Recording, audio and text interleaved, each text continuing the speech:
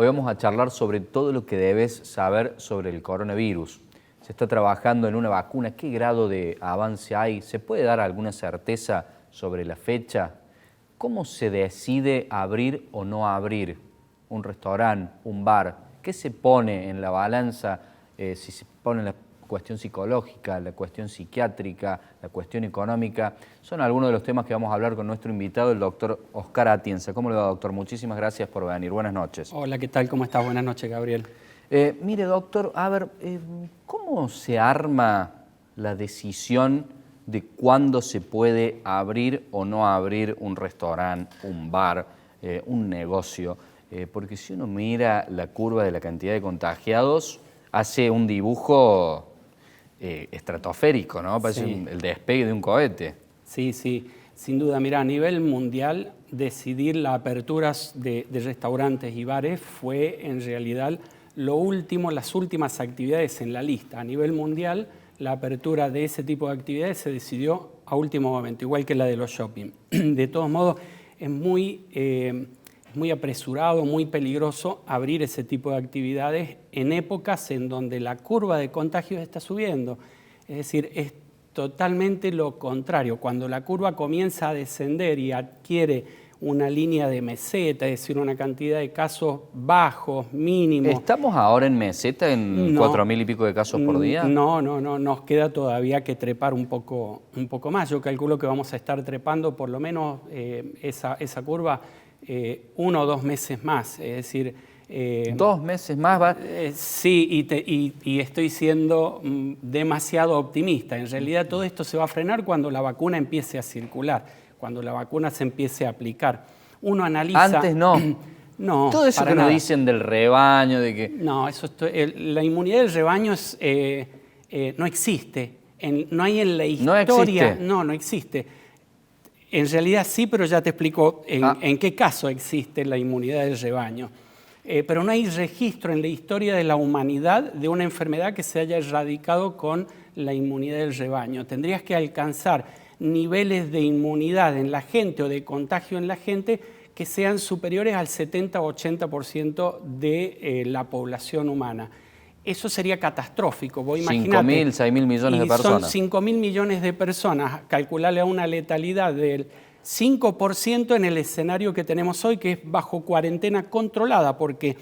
Pero en Argentina es menos. En Argentina depende, acá en Córdoba es 5.6, por ahí baja un poquito a 5.6 en Córdoba. Ajá. A nivel nacional 1.9, 2 puntos. Yo te quiero preguntar, ¿cuándo es correcta la cifra de letalidad?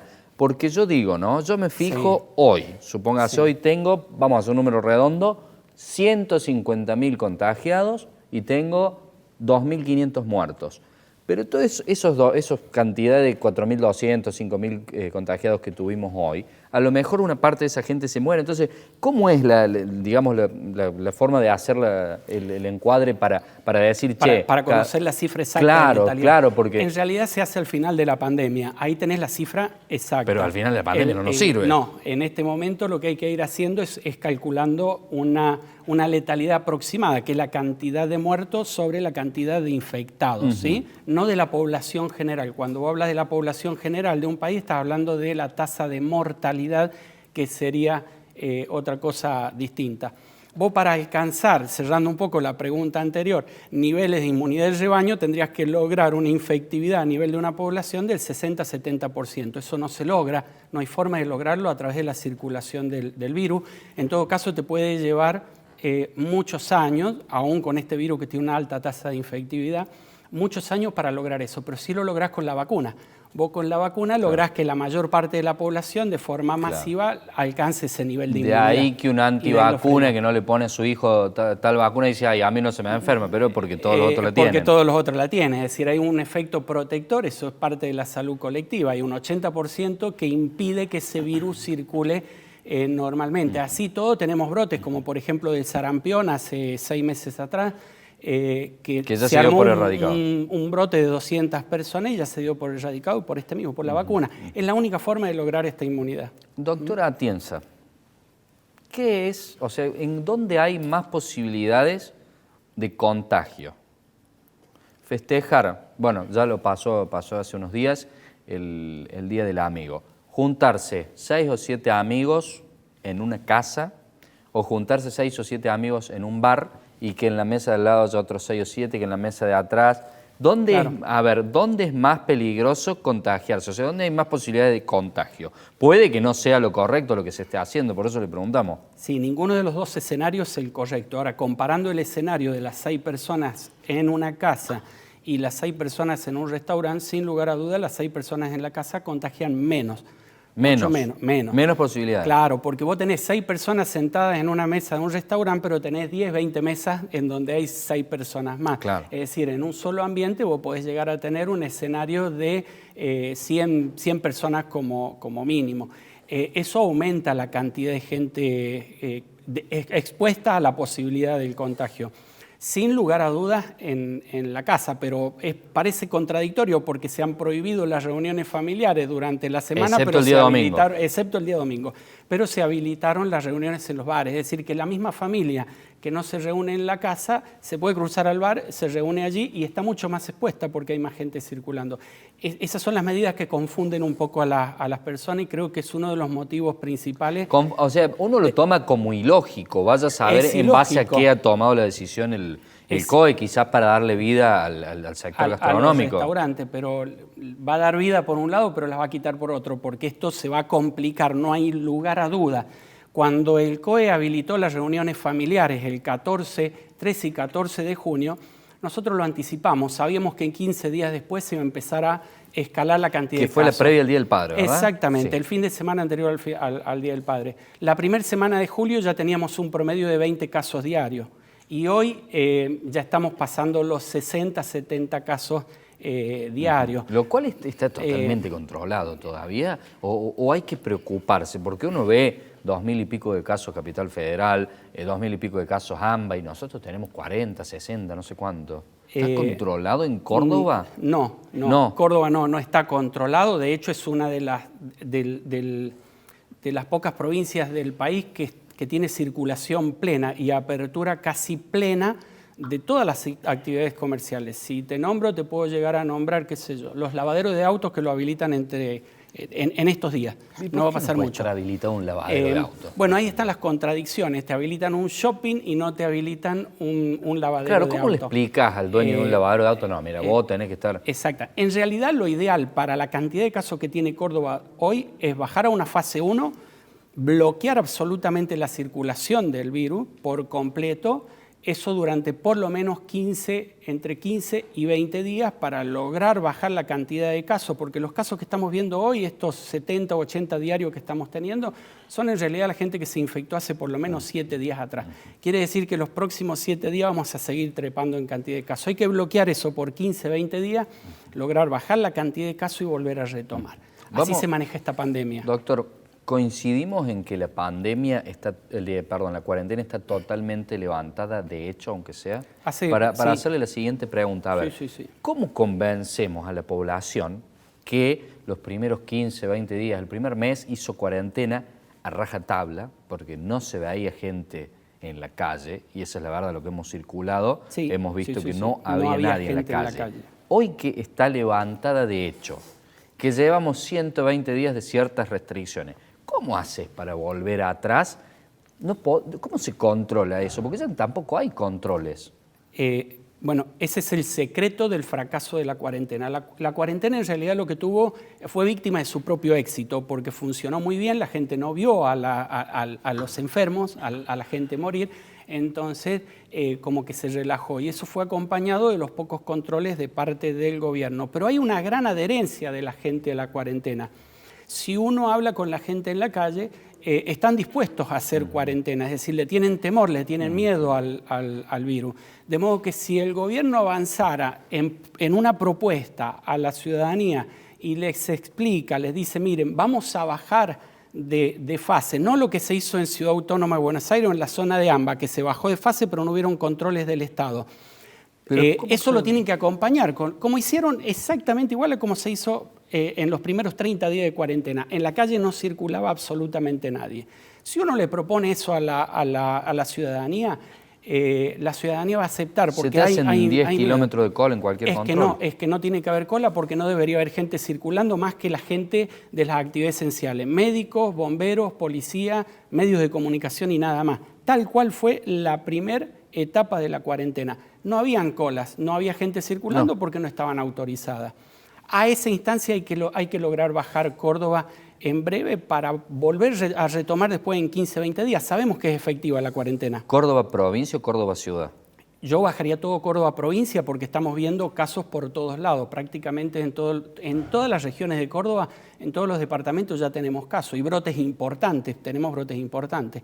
Lo que pasa es que te bajan un departamento a fase 1, como están bajando en estos días a varios departamentos, Marcos Juárez, por ejemplo, Oliva, bajan a fase 1, pero los departamentos que están alrededor, las zonas de alrededor, no te bajan de fase. Entonces sigue circulando la gente y sigue llegando a esos sectores. Así es que el virus se sigue trasladando de la mano de las personas. ¿Tienes conocimiento si se ha aplicado alguna multa por no usar el barbijo a la cantidad enorme de personas que no lo usan o que lo usan incorrectamente? No, la verdad es que no.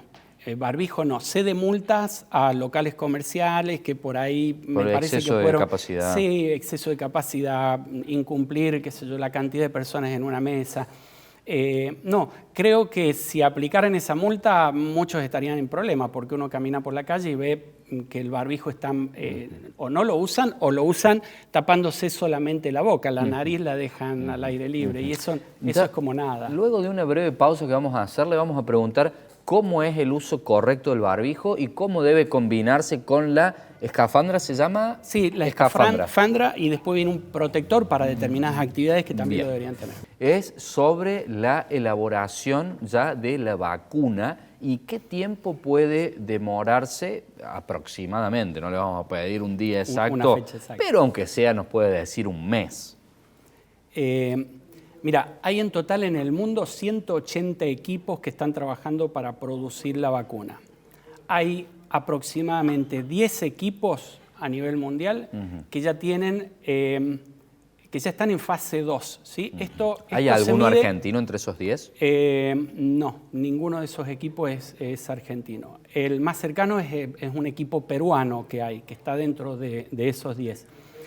La vacuna se mide en 4 fases. Una fase de preclínica, que es aplicación en animales, y después la fase 1, 2 y 3, que es la de aplicación en seres humanos, solo que va cambiando la cantidad. La primera fase se aplica a 30, 40 personas, se ve así a rasgo genérico el nivel de inmunidad que genera.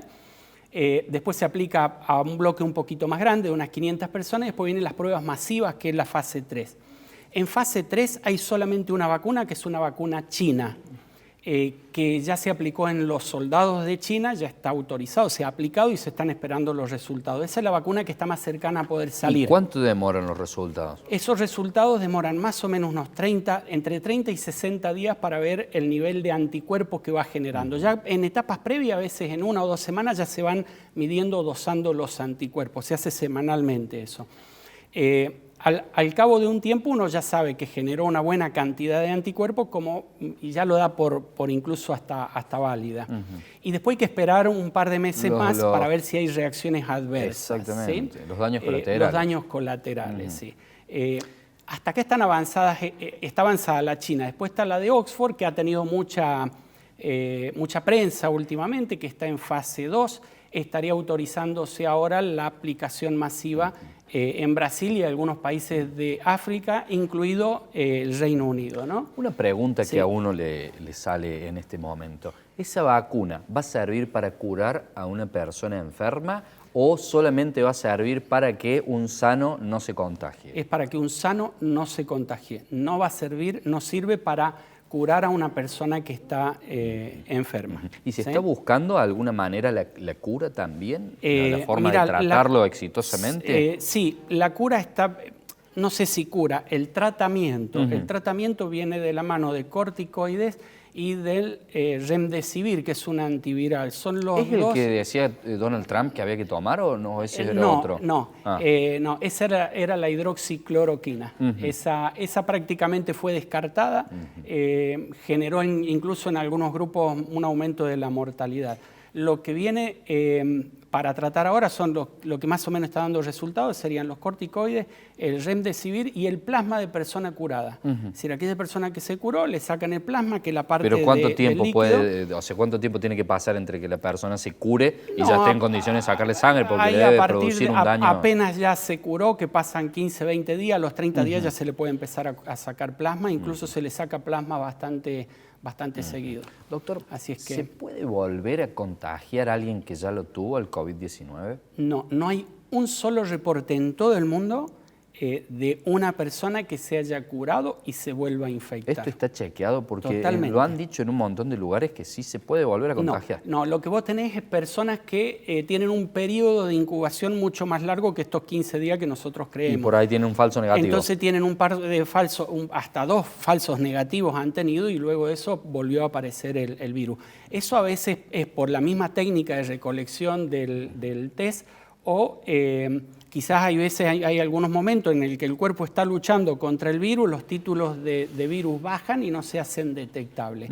Pero no hay un solo y después pueden subir mundial. de nuevo, por Después eso que le da como nuevamente. que se enfermaron nuevamente. Exactamente. Entonces te da ese falso negativo que nos hace perder un poco la idea de que este virus se cura definitivamente. Por sí o por no, Sí. una persona contagiada puede, que se curó, ¿puede volver a contagiar a otra persona? Digamos, vehiculizando de alguna manera su virus, el virus, no. Tocando algo y pasándoselo a la otra persona, no. No, puede ocurrir lo mismo, esto sí, que uno toca algo que está infectado y se lo transmite a otra persona, pero la persona como no se vuelve a infectar nuevamente, porque ya tenemos anticuerpos, hay que conservar la higiene. Claro, hay que seguir conservando la higiene más allá de que uno esté curado, ¿no? Eso sí, sin lugar a dudas. Sí, siguiendo en esta dinámica de ping-pong de preguntas que lo estamos bombardeando, sí. Doctor, se ve que en los negocios, en los supermercados, el supermercado provee la cantidad necesaria de alcohol en gel, de solución 70-30, de los barbijos para los empleados, como tiene que ser, y de las escafandras. Pero por ahí a uno le toca ver que el empleado tiene el barbijo que le tapa la boca, tiene la nariz libre y la escafandra. ¿Protege esto contra contagiarse o contagiar? No. A ver, si el barbijo está mal puesto y me queda la nariz fuera, al aire libre, no me protege nada. El protector que se usa, que uno ve que lo usan de plástico, el protector ocular, sirve por si alguien tose o algunas partículas pueden llegar en lugar de llegar a la cara, pegan ahí y se detiene. Es una barrera física. Ahora, por los costados de esa barrera física ingresa el aire, que me puede ingresar por la nariz. Por lo que es importante, aquellas personas que trabajan en lugares de alta exposición, de alta circulación de gente, que tengan el barbijo, las escafandras y el protector. Y los guantes. Y los guantes, obviamente. Doc, sí. A ver, Doc, supónganse, vamos a hacer las compras. Hay que sanitizar los productos, hay que pasarles un trapito con lavandina o no es necesario eso. Sí, totalmente, hay que hacerlo. Hay que hacerlo. Uno no sabe por dónde pasó una lechuga desde que la compré hasta que la voy a preparar. Uno no sabe quién tocó un limón, una mandarina, una papa. Es decir, todavía no hay datos ciertos de cuánto tiempo vive el virus en determinadas superficies, por lo que extremar medidas de higiene no está mal. Incluso se ha visto que estas medidas de higiene que se están extremando por el coronavirus han sido beneficiosas para otro tipo de enfermedades, así es que no con respecto al transporte, doctor, hace un tiempo dialogamos con Marcelo Rodio, presidente de la TAMSE, y él comentó que a cada unidad en la punta de línea le enchufaban un aparato que creo que era de ozono, seguramente usted lo ha escuchado. Sí. ¿Esto desinfecta completamente la unidad o esto no sirve y hay que pasarle un trapo con lavandina a las barandas, al volante? Desinfecta, pero no evita el contagio que se produce dentro del colectivo, ¿sí? No es ningún tipo de solución que el colectivo llegue a final de línea. No es una solución definitiva, digo. Pero si hay alguno, es útil. Todos los virus que están en la superficie los elimina, pero el contacto, la mayor parte del contacto se produce, del contagio se produce entre las personas cuando están dentro del colectivo. Por eso es importante tener todas las medidas de prevención, de protección. ¿Es un globo de ensayo o las clases pueden volver el 13 de agosto? No, no van a volver, para nada. Yo creo que este año, en cuanto a clases, hay que dejarlo tal cual está. Las clases tienen que volver el año que viene. Hay que dedicarse a combatir la pandemia. Uno tiene que pensar que por cada chico que va a la escuela necesitamos por lo menos un adulto que acompañe o que dicte clases, o que la gente de administración tiene que estar atendiéndolo. Y eso es de alta exposición. Yo creo que hay que despreocupar a la gente que está muy preocupada con el tema de que la posibilidad está de que los chicos vuelvan a clase y decirle, no, por este año no, tenemos 2 o 3 meses todavía complicados, ¿no? Nos queda un segundo de programa que lo estamos robando. ¿Vuelve o no vuelve el fútbol este año? Por sí o por no le pido, doctor, por favor. Si vuelve, va a volver en las condiciones que volvió en Europa, sin público. Así que... Doctor Oscar Atienza, le agradecemos por haber formado parte de Meridiano 64 y por responder todo lo que le hemos preguntado. Gracias por la invitación.